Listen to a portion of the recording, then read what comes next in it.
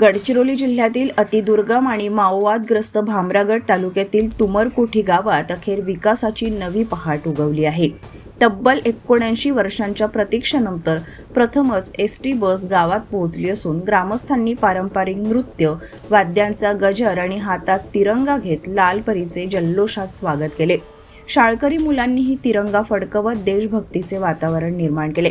Police अधीक्षक निलोत्पल यांच्या मार्गदर्शनाखाली आणि पोलीस प्रशासनाच्या पुढाकाराने ही बस सेवा सुरू करण्यात आली। पोस्टे तुमरकोठीचे प्रभारी अधिकारी गोरखनाथ सुरासे यांनी हिरवा झेंडा दाखवत बसला मार्गस्थ केले। भामरागडपासून 30 किलोमीटर आणि अहेरीपासून 100 किलोमीटर अंतरावर असलेल्या या गावासाठी ही सेवा मोठा दिलासा ठरणार आहे।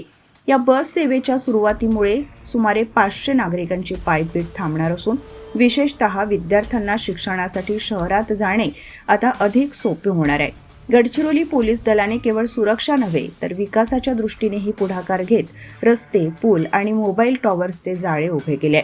दुर्गम भागातील हे परिवर्तन आता मुख्य प्रवाहाशी जोडणारे महत्त्वपूर्ण पाऊल ठरत आहे। लोकराज्य टीव्ही न्यूज करिता आनंद हागावकर, जिल्हा प्रतिनिधी, गडचिरोली।